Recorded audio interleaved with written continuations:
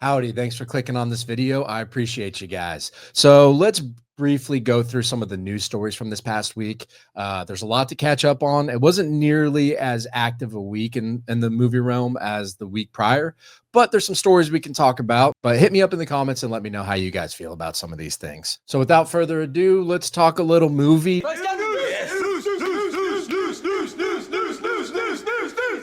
On Sunday, we had the 97th Academy Awards, the show where Hollywood likes to pat themselves on the back and make us regular folk really feel good about ourselves. It doesn't quite hold the allure that it once did. But anyway, let's recap some of the winners if you didn't watch it like me. I talk about movies, I know, but I didn't watch 1 second of it. And you know what? I didn't lose any sleep over it either. Anyway, so the first category here, we had Adrian Brody winning Best Actor in a Leading Role for The Brutalist. Some controversy here. I know that the traditionalists were pretty upset because of the news that AI had been used in The Brutalist, and I'm conflicted on that story. But I don't think you should punish Adrian Brody for that. He was phenomenal in the movie. His award speech, on the other hand, I did watch that, and it came across as arrogant, self-indulgent. Dude clearly likes the smell of his own farts, and it showed. And I think a lot of people are annoyed by that. At the end of the day, I mean, it wasn't like Will Smith slapping Chris Rock and then receiving a standing ovation for winning an Academy Award. But it's Hollywood, so everything there is just a show and a spectacle. I lived out there for quite a long time, and I can tell you, it's the second biggest city in America, and with so many people around, it's one of those few places where you can feel completely alone. I went out there to film school when I was right out of high school. I moved to Los Angeles. I've worked in quite a few movies, but it's an interesting thing because my dad's a doctor, and he, when I was getting into my early 20s, out of school, working, doing things of that nature, it hit me how much I didn't like it. When I first moved out there, I loved it, but then it hit me how much I didn't like it. And my dad asked why. And I was like, imagine being a doctor, moving to a city with nothing but doctors, and you're all competing for the same job. And my dad was like, yeah, no, I could never do that. That sounds miserable. And I was like, hey, that's Hollywood, baby. Anyway, Adrian Brody won for Best Actor. Kieran Culkin won for Best Supporting Actor. Totally cool with that option. It would have been cool if there was an upset with your Borisov winning for Anora. I actually loved his performance. I know Mikey Madison gets all the accolades, but I think that dude was really the glue that held the whole movie together. And every time I bring that up, people seem to agree with me. Anora was really the big winner that night. It won everything. The Kalshi market really flip-flopped, if you were paying any attention to that, or if that interests you at all. So the Best Actress went to Mikey Madison, as I just mentioned. That was kind of a disappointment for me. I really wanted to see Demi Moore win for The Substance. She was, Mikey Madison was fantastic. I'm not going to take anything away from that young lady. She seems to have a very bright and promising future ahead, depending on which way the movie industry goes. But I wanted to see Demi Moore because that is a role. Demi Moore was the most beautiful. She was always cast in these like leading lady roles where she was beautiful, but then she started taking her acting seriously with movies like G.I. Jane and things of that nature. But it's a role I would never have expected to see her in a body horror movie that really got a lot of attention, which is pretty cool to see. And I thought she was just phenomenal in there. I know The Substance isn't a movie for everybody. When I saw it twice in the theater, once for the critic screening and one which just once it was released nationwide. And there were some people that were unintentionally laughing at certain parts and things of that nature. But you know what? I love that movie, so I'm not going to hold anything against it.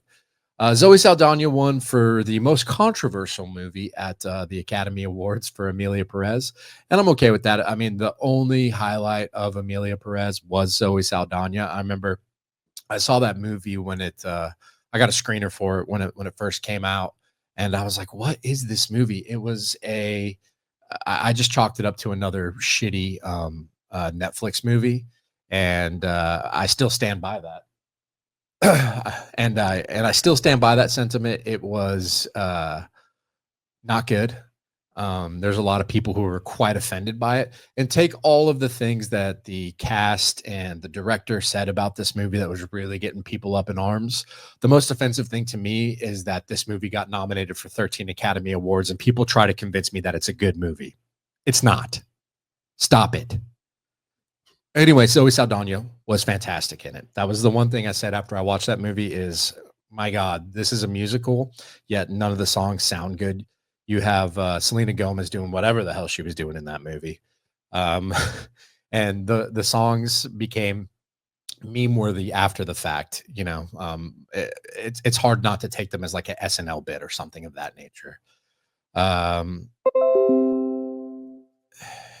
anyway, I got to turn these notifications off. Best animated feature film. This was also another one of those surprises of the night was Flow, which I liked it a lot. I tried watching it with my two younger kids, and they just thought it was so weird. They couldn't really get into it. Outside of the aspect of it having a cat as the lead, they thought that intrigued them for about 10 minutes, and that was all they had for that.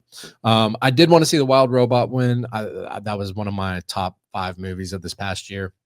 But Flow's great, and it's an interesting story that it was essentially just made with, if you guys are familiar with the 3D rendering software Blender, it was mostly made with that, which is pretty cool. I work with Blender quite a bit on my day job, so it's cool to see like some of these softwares being used and people talking about it. All it's going to do is just probably make that stuff more expensive, maybe more accessible, maybe more people will start to utilize it. I don't know, but it was pretty cool.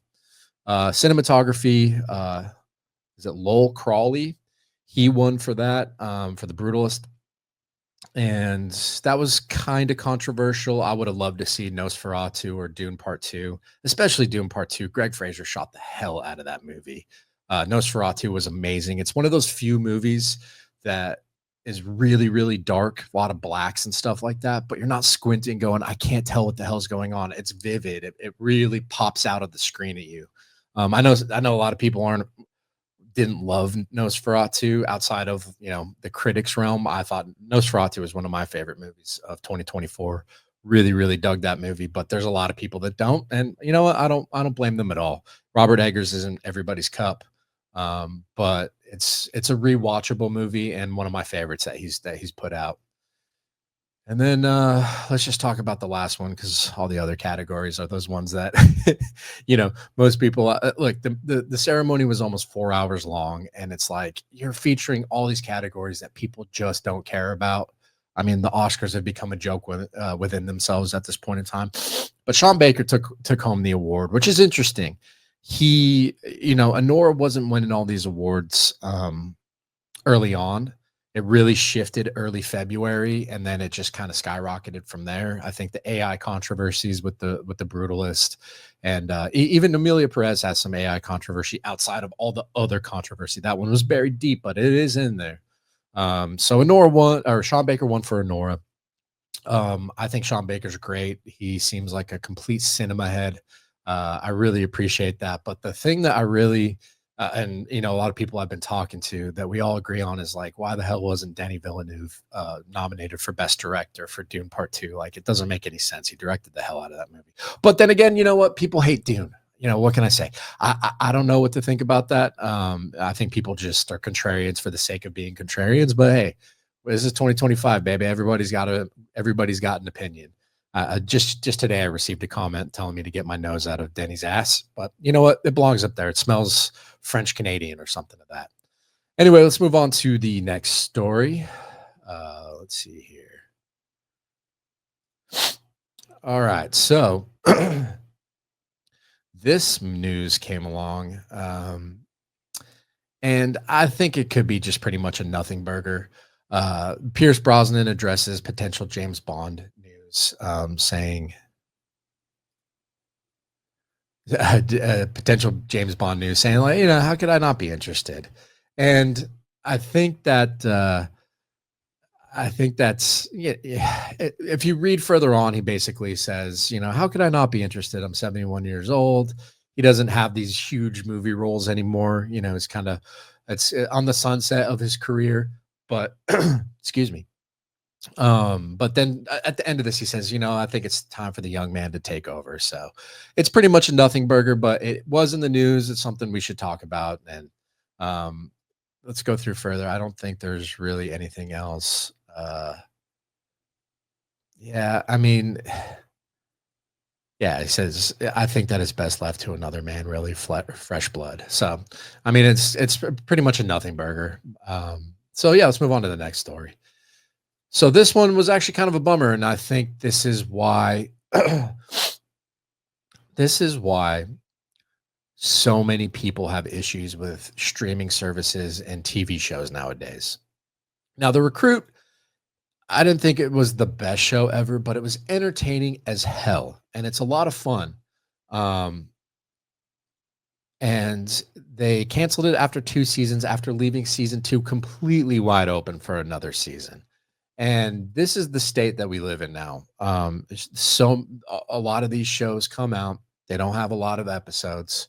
TV is great, but it's hard when you get invested into something and then they just pull the rug out from under you. The show goes into a vault. You never hear from it again. No one talks about it. My question to you is, what was the last most recent television show that anybody really talked about? I mean, Severance, sure, but Severance is one of those genie in a bottle type shows, I think. The House of the Dragon, but season 2 just pulled the Game of Thrones move, and it just wasn't any good. Um, but The Recruit isn't on the level of either one of those shows, but it's a lot of fun. And if you have a I don't want to say conspiracy mind, but if you like kind of like a CIA action thriller comedy sort of thing, and the what's interesting angle is the main character in this show is a lawyer for the CIA who gets involved in all these adventures. It's a pretty cool show. I enjoyed it. I think it could have gone on for a few more seasons. A lot of people, when I put my review out of the show, a lot of people seem to really enjoy this show too. So it's too bad, these networks really don't seem to give a lot of shows that aren't the biggest thing that's ever happened a fair shake. And I don't blame people for not really tuning in to get invested in shows anymore, because it's just it just feels like a giant waste of your time. So all right, so let's move on to this story. This one kind of interests me.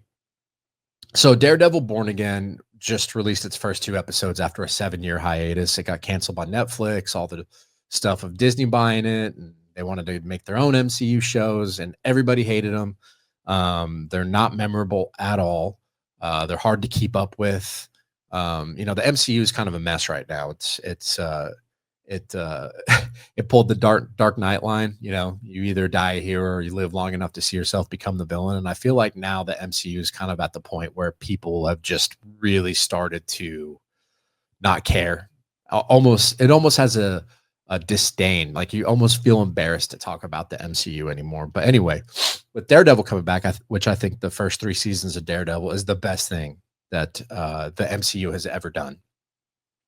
The first two episodes come out, and there's some spoilers I'm going to talk about here. So if you haven't watched those first 2 episodes, skip this part or go watch something else. I don't know. I can't make you stay here. But in the first episode, Foggy Nelson was shot and killed by Bullseye. And then the show fast forwards to a year later. Matt's there at the trial for Bullseye, and Karen comes back, and then we find out that Karen, after dealing with all that pain, had moved to San Francisco, so she's not going to be part of the show. And this news that just dropped, it says Daredevil Born Again season 2 will bring back Karen Page and Foggy Nelson. So did Foggy die? I mean, I know in the comics there was a run where Foggy faked his own death, and I'm assuming this is where this is leading. It's either this could be definitely a big bait and switch, a nice little red herring that they're throwing out. Maybe he comes back as, a memory or something like that, or a ghost. There's lots of directions they could go with it, but it's a comic book series. Once someone dies, do they ever really die? Tony Stark. I mean, come on. But if that's not the direction they're going with it, then they just completely spoiled the first season if that's the big reveal that Foggy's actually alive. Um, so far so good, I think, with the first 2 episodes of Daredevil. I've heard some complaints online that, Fisk is clearly, uh, his rise to the mayor of New York City clearly is alluding to a certain orange man in the White House right now.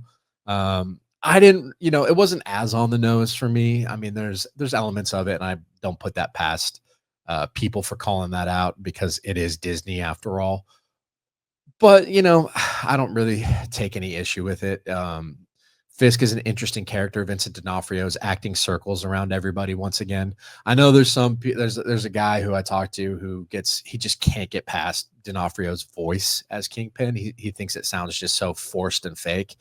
And to a certain extent, I understand that, but you just see what he's channeling inside him in a lot of those scenes, and man, it's like an acting class. It's really really fun for me to watch.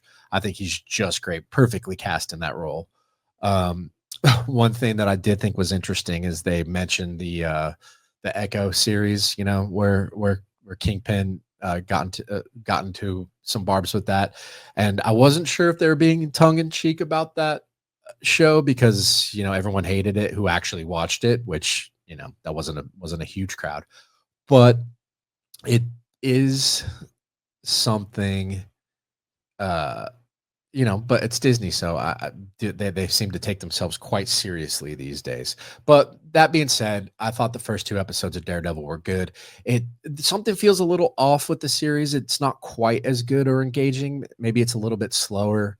It doesn't quite have the same feel. Some of the CG seems a little shoddy. The first fight sequence in the bar I thought was great.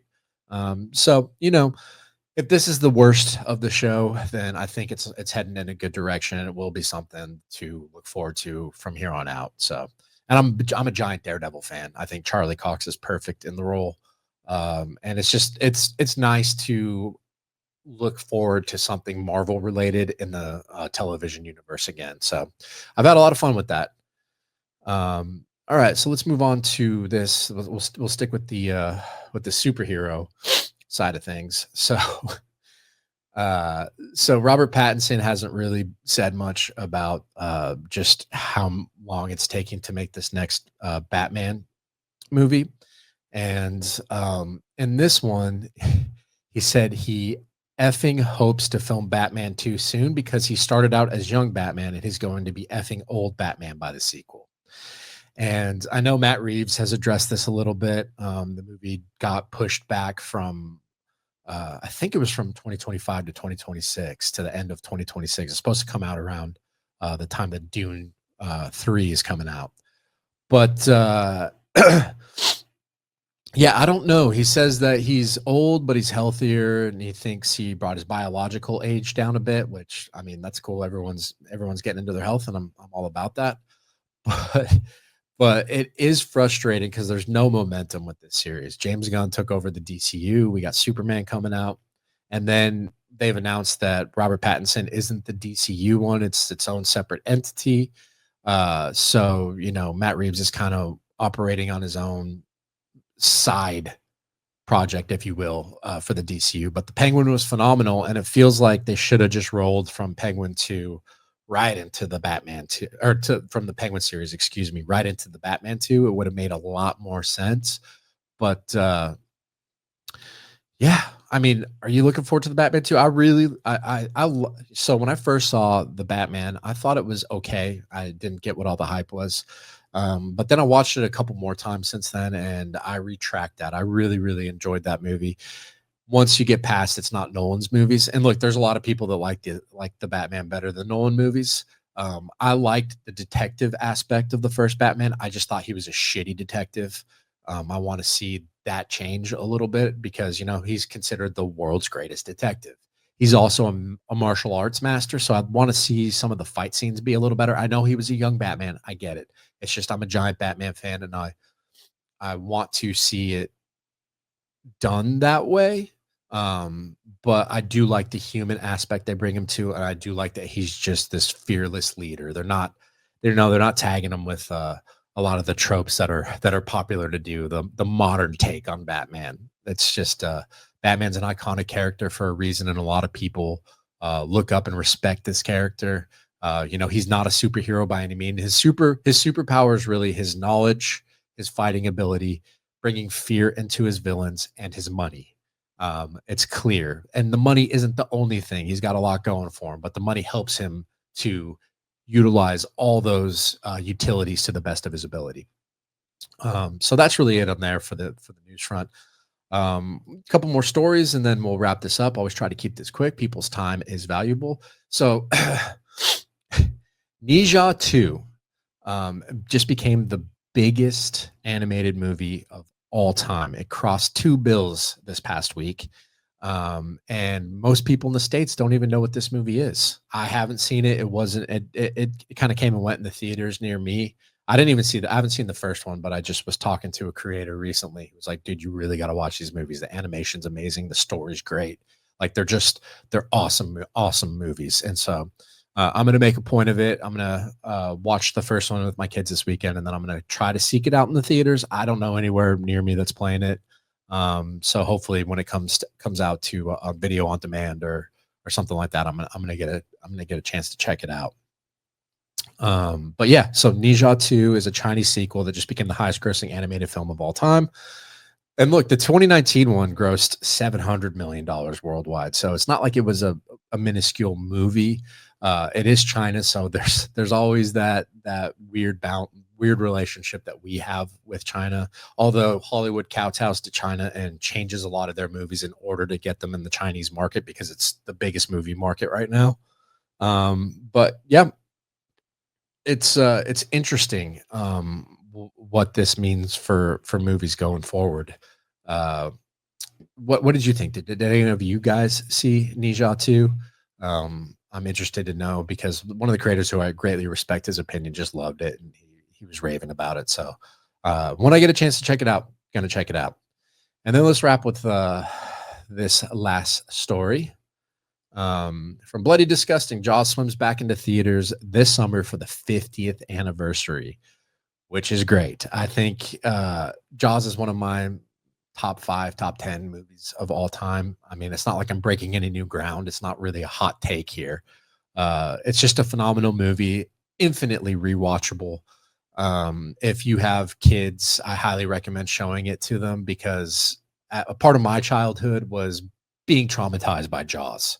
And I've shown this to the kids, and kids these days, man, they aren't traumatized by anything. maybe losing a match on Fortnite or Roblox or something, but I showed them Jaws and they liked it, but they don't think anything of it when they go into the ocean, which is, I don't know if that's a good thing or a bad. But there's a lot more sensitive kids out there, so I think it'd be a great thing to do to take the whole family to go check this movie out in the summertime. The story behind Jaws, and actually a funny thing is, if you've ever read the Jaws book, this is one of the few movies that puts the book to shame. It's way better than the book. The book has these weird storylines.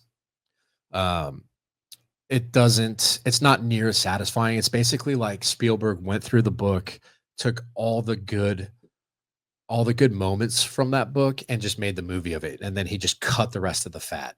So that's actually pretty interesting in and of itself. But yeah, so that's it right now. I mean, there's not much more else to say. I thank you guys for tuning in. I started releasing these weekly, so if you made it this far, thanks so much for checking out what this jackass has to say. If you like me doing this, help like, share, subscribe, do all the YouTube stuff because it really does help. I've been growing, but the YouTube algorithm has gotten pretty funky as of late, so hopefully you're seeing this video. I'd love for you guys to engage and chat with me. And that's going to be it for this week. Thanks for stopping by, guys. Have a good one. Catch you later, friends. That talks too much. I'm just a jackass of all trades. Don't know shit. I'll keep on talking, acting like I'm so legit. From politics to sports, I'll spout my fake wit.